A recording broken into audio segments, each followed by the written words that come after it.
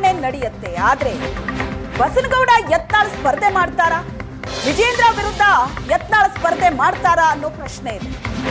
ನನ್ನನ್ನ ಮುಂದುವರಿಸೋ ವಿಶ್ವಾಸ ಇದೆ ಅಂತ ಈಗಲೂ ವಿಜೇಂದ್ರ ಹೇಳ್ತಾ ಇದ್ದಾರೆ. ಆದ್ರೆ ವಿಜೇಂದ್ರರನ್ನ ಯಾವುದೇ ಕಾರಣಕ್ಕೂ ಮುಂದುವರಿಸಬಾರದು ಅನ್ನೋದು ಯತ್ನಾಳ್ ಮತ್ತು ಅವರ ಬಣದ ಪಟ್ಟು. ನಾನೇ ರಾಜ್ಯಾಧ್ಯಕ್ಷ, ಪಕ್ಷವನ್ನ ಅಧಿಕಾರಕ್ಕೆ ತರ್ತೀನಿ ಅಂತ ವಿಜೇಂದ್ರ ಹೇಳಿದ್ರು.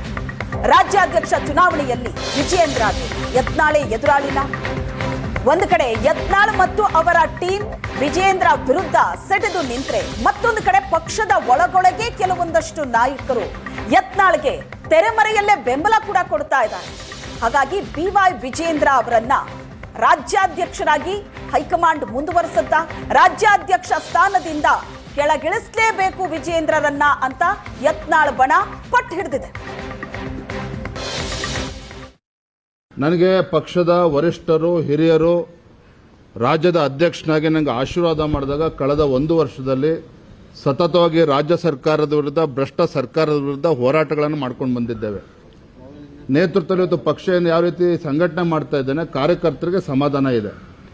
ಕೆಲವು ಪಕ್ಷದ ಕೆಲವು ಹಿರಿಯ ಮುಖಂಡರಲ್ಲಿ ಅಲ್ಲೊಂದು ಇಲ್ಲೊಂದು ಹೇಳಿಕೆಗಳನ್ನು ಕೊಡ್ತಾ ಇದ್ದಾರೆ, ಅದನ್ನ ಇಲ್ಲ ಅಂತ ಅಲ್ಲಗೊಳ್ಯೋದಿಲ್ಲ.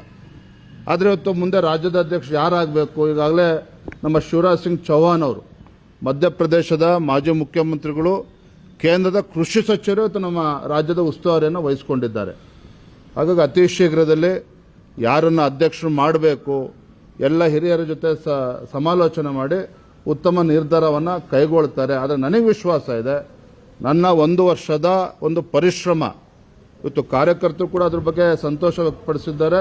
ಇದರ ಪರಿಣಾಮ ನನ್ನನ್ನು ಮುಂದುವರಿಸ್ತಾರೆ ಅನ್ನೋ ವಿಶ್ವಾಸ ನಮ್ಗೆ ಸಂಪೂರ್ಣ ಸರಿ ಗೊತ್ತ. ನಮ್ಮ ಗುಂಪಿನಲ್ಲಿ ನಿರ್ಣಯ ಮಾಡಿದ್ದೀವಿ, ಒಂದು ವೇಳೆ ಆಗಬೇಕಂತ ಚುನಾವಣೆನೇ ಆಗ್ತದಂದರೆ ನಾವು ನಿಷ್ಠಾವಂತ BJP ಕಾರ್ಯಕರ್ತರ ರಕ್ಷಣೆಗಾಗಿ ಭಾರತೀಯ ಜನತಾ ಪಾರ್ಟಿಯ ಮೂಲ ಸಿದ್ಧಾಂತಗಳು, ಭಾರತೀಯ ಜನತಾ ಪಾರ್ಟಿಯ ಹಿಂದೂಗಳ ರಕ್ಷಣೆ ಮಾಡಲಿಕ್ಕೆ ಮತ್ತು ವಕಫ್ ವಿರುದ್ಧ ಏನು ನಮ್ಮದೊಂದು ಹೋರಾಟ ಇದೆ ಅದಕ್ಕೆ ಬಲ ಕೊಡಲಿಕ್ಕೆ, BJPಯಲ್ಲಿ ಕಲುಷಿತವಾದಂಥ ವ್ಯಕ್ತಿಗಳಿಂದ BJPಯನ್ನು ಮುಕ್ತ ಮಾಡಲಿಕ್ಕೆ ನಾವು ಈ ಚುನಾವಣೆಯಲ್ಲಿ ನಮ್ಮ ಪರವಾಗಿ ಒಬ್ಬರ ಅಭ್ಯರ್ಥಿಗಳು ಮಾಡುವ ಬಗ್ಗೆ ಗಂಭೀರವಾಗಿ ಚಿಂತನೆಯನ್ನು ಮಾಡ್ತಾ ಇದ್ದೀವಿ. ಅದು ಯಾರು ನಿಲ್ತಾರೋ ಗೊತ್ತಿಲ್ಲ, ಯಾರು ಎಲ್ಲರೂ ಕೂಡ ನಾವು ನಿರ್ಣಯ ಮಾಡ್ತೀವಿ, ಅವರು ಸ್ಪರ್ಧೆ ಮಾಡ್ಬೋದು. ಹೈಕಮಾಂಡ್ ಅವರಿಗೆ ಜಾಸ್ತಿ ಮಣೆ ಹಾಕ್ತಾ ಇದೆ. ಯಾರಿಗೆ? ಅವ್ರೇನು ಹೈಕಮಾಂಡ್ದವ್ರು ಯಾರಿಗೂ ಮಣೆ ಹಾಕಿಲ್ಲ. ಪಾಪ ಹೈಕಮಾಂಡ್ದವರು ನ್ಯೂಟ್ರಲ್ ಆಗಿದ್ದಾರೆ, ಅದಕ್ಕೆ ಶಿವರಾಜ್ ಸಿಂಗ್ ಚೌಹಾಣ್ರನ್ನ ಕಳಿಸಿದ್ದಾರೆ. ಇಲ್ಲಕ್ಕಂದ್ರೆ ಅರುಣ್ ಸಿಂಗ್ನ ಕಳಿಸ್ತಿದ್ರು.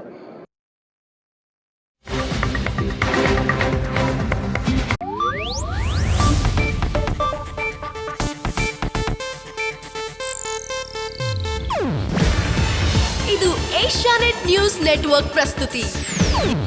ನೀವು ನೋಡ್ತಿದ್ದೀರಾ ಏಷ್ಯಾನೆಟ್ ಸುವರ್ಣ ನ್ಯೂಸ್.